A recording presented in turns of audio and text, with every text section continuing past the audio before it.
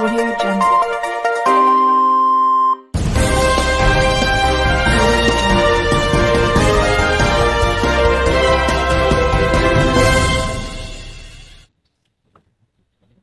आज की इस पवित्र सभा और मुक़द्दस महफिल के सदर मोहतरम मौलाना नूर मोहम्मद साहब बहुत ही काबिल एहतराम अहले सुन्नत वल जमात के हमारे तमाम ही मुअज़्ज़ज़ उलमाए किराम अब्दुल करीम सालार साहब, फारूक शेख साहब और बड़ी तादाद में यहाँ पर उलमा हैं और जिम्मेदार हैं।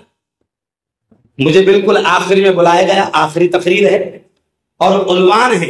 नहीं, वो तो कारगुजारी है, वो धुआंधार नहीं है, वो कारगुजारी है ना मौलाना नूर मोहम्मद साहब। तो ये आखिरी तकरीर है और मेरा उन्वान भी, मैंने कहा ना कि पहले उन्वान दिए नहीं गए थे वरना हम भी पढ़ के आते थे, लेकिन उन्वान है मेरा हौसला और हिकमत के साथ नौजवानों को तरगीब। पहला उन्वान है मेरा हौसला। मौलाना अनीस साहब हजरत, हौसला। अभी मैं पूरे मुल्क में जा रहा हूं, अभी इस वक्त उड़ीसा से आया हूं, फिर अभी 2 दिन के बाद बिहार झारखंड का सफर होगा। मेरे बड़े उलमा, मेरे अकाबरीन और मेरे उस्तादों का, चाहे वो all India Muslim personal board से ताल्लुक रखते हो या जमीयत उलमा से ताल्लुक रखते हो, वो भी मुझे यही कहते हैं कि बेटा हारून, हिंदुस्तान के जिस कोने में जा रहा है सबसे पहले मुसलमानों को हौसला दो। हौसला, क्योंकि जिस कौम का हौसला खत्म हो जाता है, जिस कौम की हिम्मत खत्म हो जाती है, जो कौम डर और खौफ का शिकार हो जाती है, वो मरने से पहले मर जाती है। आपको मालूम है कोरोना में लोग क्यों मरे? डर से मरे। डॉक्टर साहब सही बात है ना? अगर मरीज को इतना भी पता चल जाता था कि इंजेक्शन बहुत ढूंढे पावा मिल रहा नहीं, गया नहीं, समझा कैसे मर रहा था? दहशत, डर और खौफ। और इस वक्त मैं क्लियर तौर से कह रहा हूं असगर भाई, कुर्बान अनवर साहब, मैं तमाम लोगों से कह रहा हूं कि मोदी सरकार डर और खौफ का गेम खेल रही है। कौन सा? अरे बोलो, डराओ और राज करो। और मोदी जी को यह नहीं मालूम है कि अपन कितने खतरनाक है। नहीं समझा? अगर ये कहूं तो शायद गलत ना होगा, अपन इतने डेंजर है कि अल्लाह नहीं ऐसे डरते। नहीं, ओरिजिनल बात है बोला, ओरिजिनल बात है। 5 बार बुलाता, जब जाके 2-3 बार अरे बोलो जाते, तो मोदी जी को मैं पैगाम दूंगा, क्योंकि मैं वायरल मुफ्ती है, मेरी हर बात वायरल हो जाती है कि मोदी जी ये बावले चाले अरे बोलो मत करो। बल्कि एक और पैगाम में कहूंगा, नागपुर में जब मेरा बयान हुआ, आरएसएस का गढ़ है, तो मैंने वहां पर एक जुमला कहा, मीडिया ने छाप दिया। मैंने कहा कि देखो आरएसएस वालों, भाजपा वालों, हुकूमत से मैंने डायरेक्ट कहा, क्योंकि आज का उन्वान यह भी था मौलाना अब्दुल हकीम साहब का कि हमारी लड़ाई हुकूमत से है, हिंदू भाइयों से नहीं है। तो मैंने नागपुर में भी ये जुमला कहा कि मोदी जी हम इतने डेंजर लोग हैं कि सग्गा भाई अगर एक बिल्लास घुस गया तो अल्लाह का शुक्र है हम उसको नहीं छोड़ते। नहीं, शुक्र है बोला अल्लाह का, तो सग्गे भाई को नहीं छोड़ते। अगर सग्गी बहन घुस गई एक बिल्लास, उसको नहीं छोड़ते, तो अल्लाह मियां की जायदाद पर तुमको नाक की तरह फनी लाग के बैठने देंगे क्या? बिल्कुल नहीं। हम अपनी जायदाद की हिफाजत करना जानते हैं। और जब नबी पाक ने यह कहा है, क्या कहा प्यारे नबी ने? मन रआ मिनकुम मुनकरन फलियुगय्यिरहु बियदिही। प्यारे नबी ने फरमाया कि जब जुल्म होता देखो, जुल्म होता देखो, गुनाह होता देखो, पाप होता देखो, अत्याचार होता देखो, नाइंसाफी होता देखो, तो प्यारे नबी ने कहा हाथ से रोकने की ताकत है, हाथ से रोको। हाथ से रोकने की ताकत नहीं है, जबान से रोको। ये जो हम कर रहे अभी, क्यों? और ये भी नहीं है तो कम से कम दिल से बुरा समझ। अब जुल्म तुम कर रहे हो, सबने बता दिया। फारूक शेख साहब ने बताया कि ये कानून काला शरारती कानून क्यों कबूल नहीं।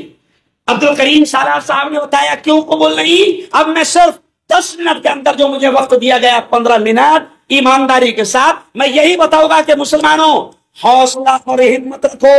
मालिक ने भी क्या कहा, ला तकनतू मिर रहमतिल्लाह, ए मेरे बंदो मेरी रहमत से मायूस मत होना, कोई फिक्र नहीं करना, इनसे बड़े बड़े जालिम आए।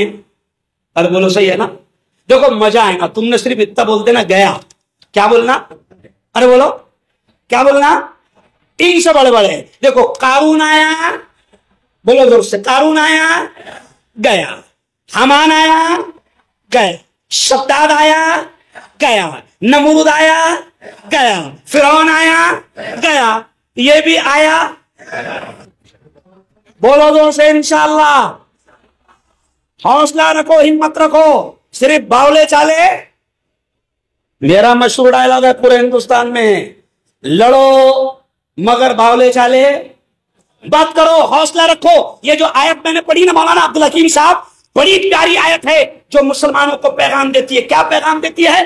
तबारकल्लज़ी बियदिहिल मुल्क व हुवा अला कुल्लि शैइन क़दीर। 29वें पारे की पहली आयत अक्सर लोग सोने से पहले पढ़ते हैं, क्योंकि प्यारे नबी ने यह बताया है। क्या मतलब है उसका? तबारकल्लज़ी, बड़ी बरकत वाली है वो ज़ात, बियदिहिल मुल्क, जिसके हाथ में मुल्क है, वह हुवा अला कुल्लि शैइन क़दीर, वही हर चीज पर कादिर है। और दूसरी आयत मैंने पढ़ा, अल्लाह अपने लाडले नबी से कह रहा है, क्या कह रहा है अल्लाह? कुल, ऐ मोहम्मद मुस्तफा कह दो, क्या कह दो? मेरे बंदों को बता दो, अल्लाहुम्मा मालिकल मुल्क, अल्लाह ही मुल्क का मालिक है, तुतिल मुल्क मन तशा, जिससे चाहता है मुल्क छीन लेता है, व तंज़िउल मुल्क मिम्मन तशा, जिससे चाहता है, जिसको चाहता है दे देता है, वो तंज़िउल मुल्क मिम्मन तशा, जिससे चाहता है छीन लेता है, व तुइज़्ज़ु मन तशा, जिसको चाहता है इज्जतों के ताज पहना देता है, व तुज़िल्लु मन तशा, जिसको चाहता है जलील और खार कर देता है। तो अल्लाह ने अपने लाडले नबी से कहलवा दिया कि कह दो मेरे बंदों से कि मुल्क मेरे हाथ में है, मैं जिसको चाहता हूं दे देता हूं। अब दिमाग में ये ख्याल आता है, ईदगाह में मैंने बयान में बोला कि दिमाग में ये ख्याल आता है कि जब अल्लाह कहता है मैं मुल्क देता हूं जिसको चाहता हूं, तो फिर दिमाग में ये ख्याल आता कि अल्लाह ने इन बावलों को क्यों दे दिया? नहीं समझा? इन पागलों को, इन चौथी पास को, अरे बोलो ना, क्यों दे दिया? तो उसका भी जवाब सुन लो। ये भी हौसला और इसमें बहुत बड़ा पैगाम है कि आप और हम सब जानते हैं कि इन हमको भी अल्लाह ने 800-900 साल तक हुकूमत दी, 1000 साल तक हुकूमत दी, लेकिन अभी सब शिकायत कर रहे थे ना कि वक्फ में गड़बड़ अपन ने करे। और आज वो क्या बोल रहा? ये जो गड़बड़ चल रही थी ना, मैं ये खत्म करने के वास्ते आ रहा। क्यों? तो 800-1000 साल अपनों को भी हुकूमत मिली थी, लेकिन अपन क्या बावले चाले कर रहे थे? अपन महबूबा की याद में ताजमहल बनाने में लग गए थे। मानना, अपनी भी मानना, नहीं समझा?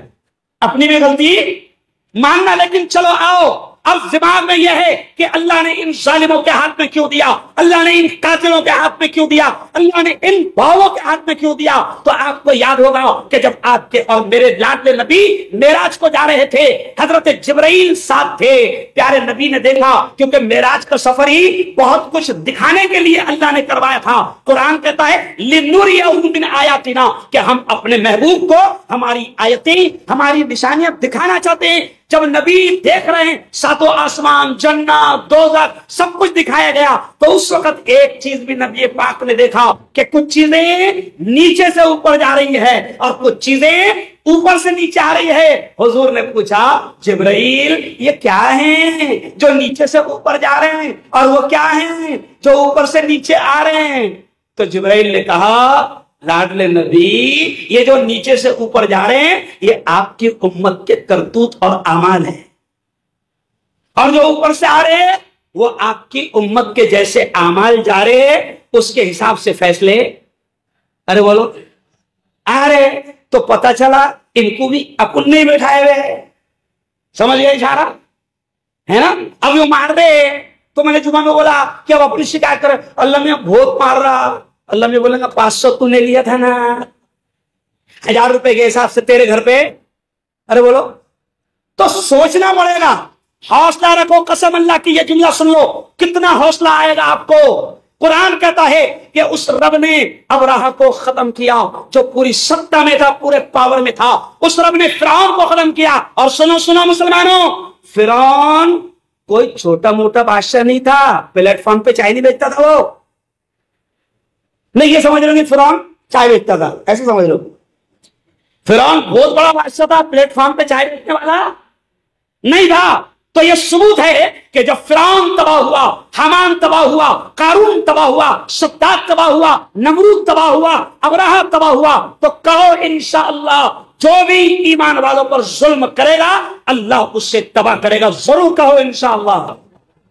हाँ, बस हमको अच्छे से रहना है, हमको अना के लिए लड़ना, अरे बोलो नहीं, है ना, अपनी दुकानदारी के लिए लड़ना नहीं, मैं लीडर बनाया जाऊं इसके लिए लड़ना नहीं, है ना, मैं सबसे ज्यादा होशियार है इसके लिए लड़ना नहीं, है ना, मेरे को नहीं बुला रहे इसलिए लड़ना, अरे बोलो नहीं।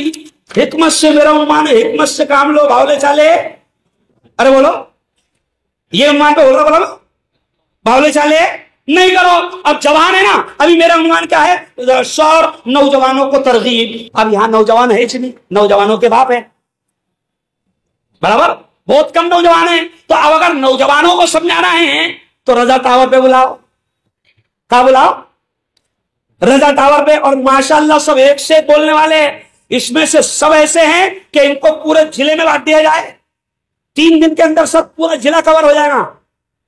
काम इतने है सर कि मैं बोलता लड़ रहा काहे के वास्ते, काम इतने बोलते को कितने होना रे, ये ले 10 काम तू कर, 10 काम मैं करता, 10 काम वो करेगा, ना उसके काम में काला मत कर, तू तेरा काम, अरे बोलो कर। मेरा मशहूर वीडियो वायरल हुआ था ईद के पहले, मैंने क्या कहा था कि देखो सुनो, काम अच्छा करो, एक ने की,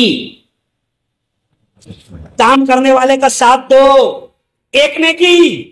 और मैं मुफ्ती ये फतवा देना चाहता हूं कि काम नहीं हो रहा, साथ नहीं दिया जा रहा, तो सिर्फ काला मत कर, घर को बैठ डबल लेगी, नहीं समझा, काला मत कर, घर को बैठ, कितनी ने की मौलाना अपन सब मिलकर फतवा दे देते, क्योंकि काला से बहुत परेशान हो गए, फितनों से बहुत परेशान हो गए जवानों को। अब ये जितने बड़े बैठे हैं, तुम्हारा काम है जवानों को जाना। देखो मैंने आज भी जलगांव में बोला, भड़काना बहुत आसान काम है। अल्लाह का शुक्र है मुझे अल्लाह ने भड़काने की सलाहियत इतनी दी कि 10 मिनट में मैं दंगा करा सकता, नहीं समझे, अल्लाह की कसम चैलेंज है सर, 10 मिनट में नहीं करो तो बात क्या। अभी अगर वो बोलना चालू करो या बाहर जाके बावले चाले नहीं करेंगे तो बात क्या। लेकिन हम ये कह रहे हैं लड़ाना बहुत आसान, जज्बात में लाना बहुत आसान। अरे अभी ये चाह रहे हैं, ये जुमला सुनो, और पुलिस डिपार्टमेंट के जो लोग हैं ना, वो ये बात पहुंचाना कि हम लोग कौम को अमन, शांति, एकता, मोहब्बत का पैगाम देने के लिए आए, हम लड़ाने नहीं आए। और all India Muslim personal board ने ये कहा सर, आज कल की भी आप all India Muslim personal board की प्रेस नोट देखो, all India Muslim personal board ने कहा कि इसको मुस्लिम मुस्लिम मत बनाओ। और बीजेपी चाहती है कि ये हिंदुओं को क्या दिखे, तुम हिंदुओं को क्या दिखाना चाह रहे, अरे तुम्हारा नहीं है, वो देखो मुल्ला कितना चिल्ला रहा, परेशान हो गए ना, मजा आ रहा नहीं मजा, उनको मजा आता ना अंधभक्तों को, गोबर भक्तों को। तो आप ये all India Muslim personal board ने क्लियर कहा कि इसको मुसलमानों का मसला नहीं बनाओ, हिंदुओं को भी बताओ कि बेटा अभी हमारी बारी है, नहीं समझा। पहले किसकी रहती, उसकी रहती जिस जो हलाल जायज है जिसको, तो पहले हमको हलाल किया जाएगा, बाद में तू भी कहीं नहीं जाएगा। सर ने इशारा किया ना, ये मैं साफ तौर से कह रहा हूं कि अभी हम हिंदू भाइयों को भी ये पैगाम दे रहे हैं कि हमारी औकाफ की जमीनें तो बहुत छोटी है। हिंदू भाइयों के 4 मंदिरों की जमीनें और 4 मंदिरों का वो जो रकम है और सोना है वो मुसलमानों की औकाफ की जमीनों से कई ज्यादा है। अब इन चोरों की नजर वो हिंदू भाइयों के मंदिरों के सोने और खजाने पर भी है। हिंदू भाइयों को भी हम समझाए कि यह संविधान के खिलाफ बिल है, संविधान को बचाने के लिए हम निकले हैं। अगर संविधान नहीं बचेगा तो धीरे धीरे ये हिटलर बन जाएंगे, ये तानाशाह बन जाएंगे। अच्छा, अभी क्यों तुम्हारी औकाफ की जमीनों पर इनकी नजर पड़ी? उसकी वजह है क्योंकि इन्होंने ट्रेना बेच दिया, ट्रेना, अरे बोलो, बेच दिया, प्लेटफॉर्म बेच दिया, हवाई अड्डे बेच दिया। अब बेचने को कुछ बचा नहीं। तो एक कहावत सुने ना आपने, बिल्ली के ख्वाब में, अरे बोलो ना, बिल्ली के ख्वाब में छीछड़े। तो छीछड़े अब औकाफ की जमीन पर इनकी नजर है, लेकिन हम इंशाअल्लाह, मैं 3 महीने से पूरे हिंदुस्तान में, सर रमजान के महीने में लोग उलमा रोजे की अहमियत बयान कर रहे थे, मैं पूरे हिंदुस्तान में वक्फ के बारे में बोल रहा था। क्यों? हमको इस बात का अंदाजा था। तो मैं आज आपको आखिरी पैगाम दे रहा हूं कि अगर हमारा all India Muslim personal board ने भी कहा कि जो तशद्दुद का रास्ता इख्तियार करेगा, जो हिंसा का रास्ता इख्तियार करेगा, जो लड़ाई झगड़े का रास्ता इख्तियार करेगा, all India Muslim personal board ने भी कहा कि उसका हमसे कोई ताल्लुक नहीं। और एक बड़ा जुमला उन्होंने कहा,